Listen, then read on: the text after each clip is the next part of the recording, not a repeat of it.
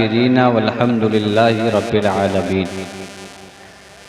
या खुदा बहरे जनाब मुस्तफ़ा इमदाद कुन, या रसूल अल्लाह अज़ बहरे खुदा इमदाद कुन।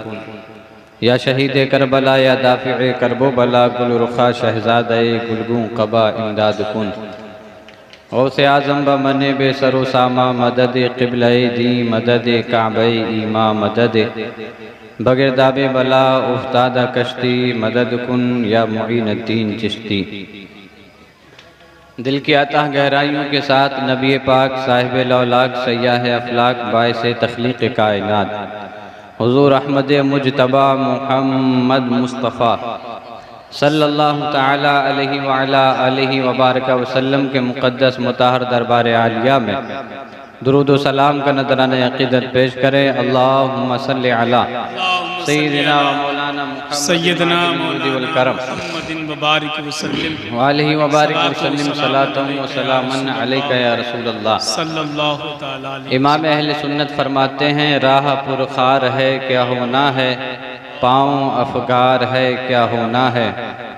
दूर जाना है रहा दिन थोड़ा, राह दुश्वार है क्या होना है। पार जाना है नहीं मिलती नाव, जोर पर धार है क्या होना है। दिल हमें तुमसे लगाना ही न था, दिल हमें तुमसे लगाना ही न था, अब सफ़र बार है क्या होना है। बातें कुछ और भी तुमसे करते, पर कहाँ वार है क्या होना है। क्यों रज़ा कुढ़ते हो हंसते उठो, जब वो गफ़ार है क्या होना है, जब वो गफ़ार है क्या होना है। वक्त का ख्याल रखते हुए मैं चंद मिनट आपके दरमियान हूँ और कुछ ज़रूरी बातें इंशाअल्लाह आप तक पहुँचाने की कोशिश करूँगा। हमतन गोश होकर मेरी गुफ्तगू को समाअत फरमाएँ। रब्बे क़दीर फ़ुरक़ान मजीद में इरशाद फरमाता है, या अय्युहल्लज़ीना आमनू क़ू अनफुसकुम व अहलिकुम नारा। ऐ ईमान वालो, अपने आप को बचाओ और अपने घर वालों को बचाओ उस आग से जिसका ईंधन लोग और पत्थर हैं। अल्लाह तबारक व तआला ने दुनिया में जो आग का निज़ाम बनाया है, इस आग को जलाने के लिए लकड़ियों की ज़रूरत पड़ती है, या इस आग को जलाने के लिए लकड़ी की जिनसे किसी चीज़ से इसको जलाया जाए तो ये जल जाती है। लेकिन रब की कुदरत देखें कि जहन्नम की आग जलाने के लिए लकड़ियों की ज़रूरत नहीं पड़ती। वहाँ आग का ईंधन लोग होंगे और पत्थर होंगे, यानी पत्थर और लोगों के ज़रिए जहन्नम की आग को सुलगाया जाएगा, उसे भड़काया जाएगा, उस आग को जलाया जाएगा।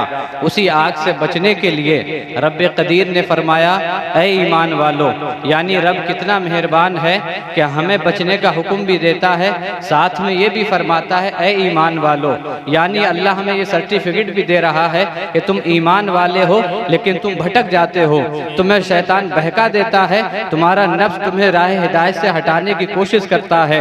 ऐ ईमान वालो, अपने आप को उस आग से बचाओ जिसका ईंधन लोग और पत्थर हैं। हज़रात मोहतरम, इस आयत करीमा के अंदर अल्लाह तबारक व तआला ने जो हुक्म इरशाद फरमाया वो कहा, क़ू अनफुसकुम, अपने आप को बचाओ, व अहलिकुम नारा, और अपनी औलाद को बचाओ, अपने अहलो अयाल को बचाओ, अपने घर वालों को बचाओ उस आग से जिसका ईंधन लोग और पत्थर हैं।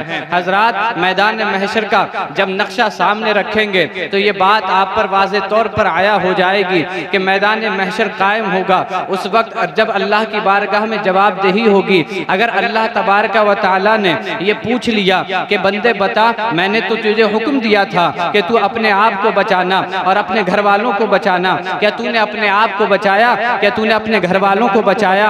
याद रखो, अगर दुनिया में हमने अपने आप को बचाया है, अपने घर वालों को बचाया है, तो अल्लाह की बारगाह में हम जवाब देने में आसानी पा जाएंगे। यानी अर्ज करेंगे, मौला तेरा हुक्म था, हमने अपने आप को भी बचाया और तेरे महबूब की शरीयत मानते हुए हमने घर वालों को भी बचाया, लेकिन उस वक्त अगर ये जवाब न बन पड़े और हमने अपने आप को दुनिया में ना बचाया हो, अपनी औलाद को खिलाफ शरा काम से ना बचाया हो, तो दिल पर हाथ रख कर के बताएं, क्या रब की बारगाह में आप जवाब दे सकते हैं। जरा दुनिया का नक्शा उठा करके देखें, आज थोड़ी सी दौलत हो जाए तो दौलत के नशे में तुझे अपने शरीयत को भूल जाता है, दौलत के नशे में तुझे ऐसा खुमार चढ़ता है कि तू शरीयत के कवानीन को पामाल करने में देर नहीं लगाता। करता, कुछ देर नहीं लगाता है। जरा देख तो अल्लाह तुझे दौलत दे, दौलत के बाद जब तू शादी करने खड़ा होता है, शादी में ऐसे बेजा हरकत करता है, ऐसे शरीयत के खिलाफ काम करता है, डीजे तू बजाता है, डांस पार्टी तू करता है,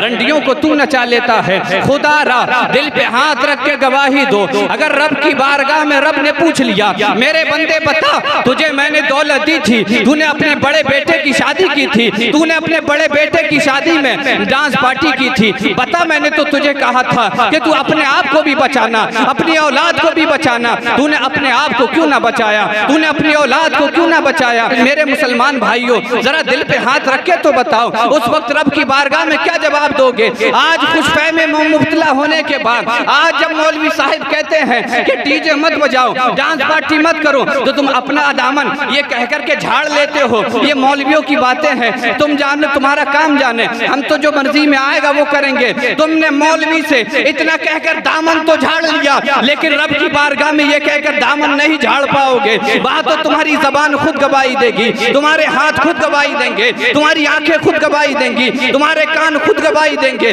अगर तुमने अपनी आंखों से किसी को नाचते देखा तो ये आंखें खुद गवाही देंगी। मौला तूने कहा था अपने आप को बचाना, लेकिन इस आंख के जरिए इसने फला काम किया था, फला काम देखा था। मौला तूने कहा था अपने आप को बचाना, जबान गवाही देगी, इसने इस जबान के जरिए दूसरों को ताना कशी की थी, दूसरों की चुगलखोरी की थी, दूसरों की गीबत की थी, गीत गाने इस जबान से गाए थे। मेरे मुसलमान भाइयों जरा अपने सीने पे हाथ तो रख लो। आज मौलवी साहब समझाएं तो तुम्हें ऐसा लगता है कि ये मौलवी के मतलब की बात है, इसलिए अपनी बात करने चला है, अपनी बात करने चला है। आज मौलवी से ये कह के तुम दामन झाड़ सकते हो, दामन झाड़ सकते हो कि मौलवी साहब ये तुम्हारा काम है, तुमने कर दिया, अब तुम जाओ, जो हमारा काम है हम कर लेंगे। याद रखो मैदान महशर में रब के सामने तुम ये जवाब नहीं दे सकते हो, रब के सामने तुम ये जवाब हरगिज नहीं दे पाओगे। आज दामन झाड़ने वाले उस वक्त रब की बारगाह में ऐसे फंस जाएंगे कि किधर ही निकलने का रास्ता नहीं मिलेगा। आज तो तुम रास्ते तलाश कर लेते हो। आज अगर कोई मौलवी कह दे कि डांस पार्टी ना कराना, तो कहने वाला कहता है मौलवी साहब लड़के नहीं आएंगी, बस लड़के धूमधाम कर लेंगे, लड़के धूमधाम कर लेंगे। रास्ता ढूंढने वालों रास्ता ढूंढ लो, मैदान महशर में तुम्हें रास्ता नहीं मिल सकता। राह पुरखार है क्या होना है, पाँव अफगार है क्या होना है। हमारे दामन में इतने दाग हैं कि अगर धोए भी जाएं तो साफ नहीं हो सकते, लेकिन रब की रहमत बहुत बड़ी है। हमने बहुत गलतियां कर ली हैं, बहुत दौलत के नशे में शादी ब्याह में डांस पार्टी भी करवा ली है, लेकिन याद रखो अगर आज भी सच्चे दिल से तौबा कर लोगे, अल्लाह इतना मेहरबान है कि वो हमारे गुनाहों को नहीं देखेगा, बल्कि अपनी रहमत की चादर हमारे गुनाहों पे डाल कर हमें माफ कर देगा। नारे तकबीर, नारे रिसालत, नारे गौसियत, मसलके आला हजरत, पैगामे मजहब इस्लाम, नारे तकबीर। सुभान अल्लाह। उलमा तुम्हारे खैर ख्वाह हैं, तुम्हारे लिए भलाई चाहते हैं। ये सिर्फ खुलूस और लिल्लाहियत के साथ तुम्हारे पास आते हैं, लेकिन ये खुलूस और लिल्लाहियत लेकर के जब तुम्हारे पास आए और तुम इन्हें ये जवाब देकर के वापस कर दो कि मौलवी साहब आपने कह लिया आप जाएं, अब जो होगा वो हम देख लेंगे। याद रखना ये जुमला बहुत आसानी से आप यहां बोल सकते हैं, लेकिन मैदान महशर में जिस्म लर्जा पर अंदाम हो जाएगा। जब अल्लाह की जानिब से सवाल होगा, मेरे बंदे बता तूने क्या किया, मैंने तो तुझे हुक्म दिया था तू अपने आप को भी बचाना, अपने अहले खाना को भी बचाना। आज अगर किसी के यहाँ शादी ब्याह के मौके पर डांस पार्टी डीजे आए और समझाया जाए तो कहता है मौलवी साहब बच्चे नहीं मानते, लड़का नहीं मान रहा है, लड़कियां नहीं मान रही हैं। इस आयत में अल्लाह ने साफ तौर पे बताया है कु अनफुसकुम व अहलीकुम, अपने आप को भी बचाओ, अपने घर वालों को भी बचाओ। जब रब ने ये हुज्जत तमाम कर दी कि तुम्हें अपने आप को भी बचाना है, अपने घर वालों को भी बचाना है, तो मैदान महशर में तुम्हें अपना भी जवाब देना पड़ेगा और अपने घर वालों का भी जवाब देना पड़ेगा। मेरे नबी फरमाते कुल्लुकुम राइन व कुल्लुकुम मसऊलुन अन रइयतिही। इरशाद फरमाया तुम में हर एक निगहबान है और उससे उसके मातहत के बारे में सवाल किया जाएगा। यानी बीवी से शौहर के घर बार के बारे में सवाल होगा, शौहर से बीवी के बारे में सवाल होगा, बादशाह से रियाया के बारे में सवाल होगा, भाई से बहन के बारे में सवाल होगा, बाप से बेटों के बारे में सवाल होगा, माँ से औलाद के बारे में सवाल होगा। यानी जो जिसके तहत आता है उससे मैदान महशर में पूछ गछ होगी। अगर खुदा न खास्ता अल्लाह ने हमसे ये पूछ लिया कि मेरे बंदे बता, तूने तो अपने आप को बचा लिया था, तूने अपनी औलाद को क्यों ना बचाया, तो हमारे पास क्या जवाब होगा? क्या होगा जवाब? हमारे पास कोई जवाब नहीं होगा, क्योंकि हमने सख्ती की ही नहीं। किसी की औलाद अपने बाप के हुक्म से आगे नहीं चल सकती। अगर घर में बाप सख्त हो तो औलाद आगे नहीं बढ़ सकती। सिर्फ ये बहाना बना के पीछे ना हटें कि औलाद नहीं मानती, औलाद नहीं मानती। आपसे भी पूछा जाएगा और आपसे आपकी औलाद के बारे में भी पूछा जाएगा। रब ने फरमाया अपने आप को भी बचाओ, अपनी औलाद को भी बचाओ। मौला किससे बचाएं? उस आग से जिसका ईंधन लोग और पत्थर हैं। उस आग से बचाओ। उस आग को जानते हो? वो आग क्या है? दुनिया की आग की एक चिंगारी हमसे बर्दाश्त नहीं होती, एक चिंगारी बर्दाश्त नहीं होती। अगर आग की चिंगारी लग जाए तो फलका निकल आता है और उसे सही करने के लिए हम अजीब अजीब चीजें लगाने को तैयार हैं। ये दुनिया की आग का कमाल है कि अगर एक चिंगारी छोड़े तो हमसे बर्दाश्त ना हो। साहिब हम तो इतने कमजोर हैं कि हम तो मच्छर भी काट ले तो हमसे बर्दाश्त नहीं होता। मक्खी हमें परेशान करके चली जाती है, एक छिपकली दिखाई दे तो भागते नजर आते हैं, अजदहा सामने आए तो अपने बचाने की प्लानिंग करते हैं। जब कोई जानवर अजीब शक्ल का सामने आ जाए तो हम तो इतने कमजोर हैं, अपने भागने का रास्ता पहले देखने लगते हैं। तुम दुनिया के सांपों से अपने आप को बचा सकते हो, दुनिया के बिच्छुओं से अपने आप को बचा सकते हो, लेकिन कब्र के बिच्छुओं से नहीं बचा सकते, कब्र के सांपों से अपने आप को नहीं बचा सकते। वो अंधेरी कोठरी में कोई रास्ता नहीं है सिवाय एक रास्ते के, और वो है मोहब्बत रसूलुल्लाह। अगर दुनिया से लेकर के गए हो तो सांप से भी बच जाओगे और जहन्नम के बिच्छुओं से भी बच जाओगे। हक है, बेशक बेशक बेशक। आप मौलवियों से बच सकते हैं, रब से तो नहीं बच सकते। सच्ची बात है, अल्लाह तो देख रहा है। मौलवियों से ही तो बच सकते हैं। अगर तुम में से कोई रब से बच सकता हो तो वो सामने आकर के दिखाए और कहे कि मौलवी साहब हम बच के दिखाएंगे रब से। कोई नहीं बच सकता रब से। उसके आजाब में जो गिरफ्तार हो जाए उसे कोई छुड़ा नहीं सकता। जहां वो रहीम करीम है, जहां वो गफ्फार है, वहीं वो कहार और जब्बार भी है। जी जी जी जी। उसकी रहमत बहुत वुसअत रखती है, लेकिन इन्ना बत्श रब्बिका लशदीद की वईद भी सुनाई उसी ने। जहां रब मेहरबान बहुत बड़ा है, वहीं उसने कहा बेशक तुम्हारे रब की पकड़ बहुत सख्त है। जब ये पकड़ता है तो लंगड़े मच्छर से 400 साल परेशान करके मौत देता है।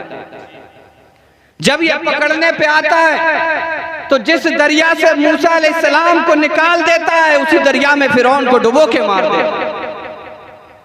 जब ये पकड़ने में आता है तो शद्दाद जैसे बादशाह को जिसने अपनी जन्नत जमीन पे बनाई थी कदम भी नहीं रखने देता, इजराइल को भेज के उसकी रूह निकलवा देता है। वो पकड़ता है तो कोई छुड़ा नहीं सकता।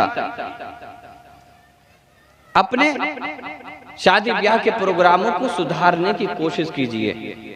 अहद करें कि जिस तरह नबी मौलवियों के नबी हैं उसी तरह नबी हमारे भी नबी हैं। जिस तरह रब मौलवियों का है उसी तरह रब हमारा भी है। सिर्फ मौलवी तो नहीं अमल करने के लिए, अल्लाह ने हमें भी पैदा किया अमल करने के लिए, हमें भी मुसलमान बनाया है। हमारा भी हक बनता है कि हम उसकी हर बात पे लब्बैक कहते हुए हाजिर हो जाएं। मेरे मुसलमान भाइयों, खुदारा अपने शादी ब्याह के फंक्शनों को शरीयत के मुताबिक करो। निकाह करना सुन्नत है, ये बोल दीजिए क्या है? सुन्नत है। निकाह करना क्या है? मैं आपकी भाषा में आपको समझाना चाहता हूं। निकाह करना सुन्नत है रसूलुल्लाह की। नमाज में भी सुन्नतें पढ़ते हो। जोहर के बाद 2 रकत, पहले 4 रकत, असर से पहले 4 रकत, मगरिब के बाद 2 रकत, इशा से पहले 4 रकत, फजर से पहले 2 रकत सुन्नत पढ़ते हो, वो भी रसूलुल्लाह की। और निकाह भी सुन्नत रसूलुल्लाह की। क्या कभी आपके जहन में ये ख्याल पैदा हुआ कि जिस तरह निकाह की सुन्नत में हम ढोल बाजे बजाते हैं, क्या नमाज की सुन्नत में भी बजाएंगे? कभी ये ख्याल पैदा ना हुआ। इसको दूसरी तरफ से देख लें। निकाह जैसी सुन्नत में जब हम ढोल बाजे बजा सकते हैं तो ये बात बाईद नहीं कि कभी हम मस्जिद भी जाए सुन्नत पढ़ने तो साथ में ढोल बाजे लेके जाएं। बात समझ में आई? निकाह सुन्नत है रसूलुल्लाह की। सुन्नत को सुन्नत के दायरे में रहकर के अदा करें। सुन्नत इसलिए नहीं कि उसे ढोल बाजों से खराब किया जाए। निकाह बहुत प्यारी सुन्नत है। फिर नबी पाक ने इरशाद फरमाया, जो अजीमुशान काम अल्लाह के नाम से शुरू ना हो वो अधूरा रह जाता है। जो अजीमुशान काम अल्लाह के नाम से शुरू ना हो वो अधूरा रह जाता है। अब हम देख लें, हमारे यहाँ रस्म पड़ती है तो ढोल से शुरू, जो हराम है। मंडे आता है, डांस पार्टी, डीजे बजेंगे, गाने बजेंगे, जो हराम है। शादी ब्याह के जब सेहरा बंधेगा तो औरतें सामने सब खड़ी होंगी, तो सेहरे में भी सब बेहयाई होती है, ये भी हराम है। यानी निकाह सुन्नत है। सुन्नत अदा करने चले थे, टोटली हराम काम करने लगे। एक सुन्नत अदा करने के लिए हमने हराम कामों का मजमुआ इकट्ठा कर लिया। गोया के हम हराम कामों के बीच में सिर्फ एक सुन्नत अदा कर रहे हैं। अब ये सुन्नत ऐसा अजीमुशान काम है जो हमारे नबी की सुन्नत है। और अल्लाह के नबी ने फरमाया, जो अजीमुशान काम अल्लाह के नाम से शुरू ना हो वो अधूरा रह जाता है। आज यही वजह है, जिन शादियों में ढोल बजते हैं उन्हीं शादियों में आने वाली दुल्हन फिर घर वालों का ढोल बजाती है। घर वालों का ढोल बजता है। फिर काश तुमने सुन्नत के मुताबिक शादियां की होती, काश सुन्नत के मुताबिक की होती। मैं आपको एक मिसाल दे दूं, मौलवी हजरात की शादियां होती हैं, सुन्नत के मुताबिक ढोल बाजे तो नहीं बजते ना। कभी सुना कि फला की बीवी निकल गई है, फला की तलाक हो गई? अल्लाह बरकत देता है। समझने की कोशिश करें। आप भी अपनी शादी ब्याह से ये चीजें खत्म कर दे। सुन्नत को सुन्नत के हिसाब से अदा करें। जब शादी ब्याह करें तो खाना भी सुन्नत के मुताबिक दें। एक फैशन बन गया है खड़े होके खाना देना, बस खड़े होके खाना देना। बास तो कहते हैं कि अब तो मजबूरी है, मौलवी साहब आप कोई ऐसी सूरत बताओ कि खड़े होके खाना खा सकते हैं, नहीं खा सकते। मजबूरी है। खड़े होके खाना देना मजबूरी कब से बन गया? नबी पाक सल्लल्लाहु अलैहि वसल्लम की सुन्नत है खाना बैठ करके, सुन्नत है खाना बैठ करके खाना, और हमारी मजबूरी बन गया खड़े होकर के खिलाना। ये रास्ते मत ढूंढो अपने लिए। मुसलमानों की कामयाबी सिर्फ रसूल की सुन्नत में है। जब तक मुसलमान नबी पाक सल्लल्लाहु अलैहि वसल्लम की सुन्नतों पर चलते रहे, जब तक मुसलमान नबी पाक को फॉलो करते रहे, उस वक्त तक आपने देखा और तारीख में सुना होगा 313 है तो बदर में कामयाबी दिखा रहे हैं, करबला में 72 हैं तो 22,000 का मुकाबला कर रहे हैं। आखिर ये कम तादाद वाले ज्यादा तादाद वालों पे भारी क्यों कर रहते हैं? साबित जाहिर ये है कि ये जब तक रसूलुल्लाह को फॉलो करते रहे इन्हें अल्लाह कामयाबी देता रहा, और जब से कौम मुस्लिम ने रसूलुल्लाह को फॉलो करना छोड़ दिया है, हर चार जानिब से मुसलमानों को पीटा जाने लगा। रोते हैं, रोना रोते रहो, हम पीछे जा रहे हैं, पीछे जा रहे हैं, पीछे जा रहे हैं। और ऐसे ही चलता रहा तो वो दिन बईद नहीं कि हर चार जानिब से तलवारों से हमें मारा काटा जाएगा, वो दिन दूर नहीं। नबी पाक सल्लल्लाहु अलैहि वसल्लम ने इरशाद फरमाया, मेरे साहबा, एक वक्त आएगा कि लोग मुसलमानों पर हर चार जानिब से ऐसे दौड़ेंगे जैसे दस्तरखान पे खाना रखा हो और तमाम लोग उस पर झपट्टा मारते। साहबा ने अर्ज किया, या रसूल अल्लाह, अरे रिसालत फैज़ानी गौसे आज़म पैगामी मज़हब इस्लाम मसलकी आला हज़रत अल्लामा फ़ुरक़ान मंज़री साहिब क़िबला, नारे तकबीर, नारे रिसालत।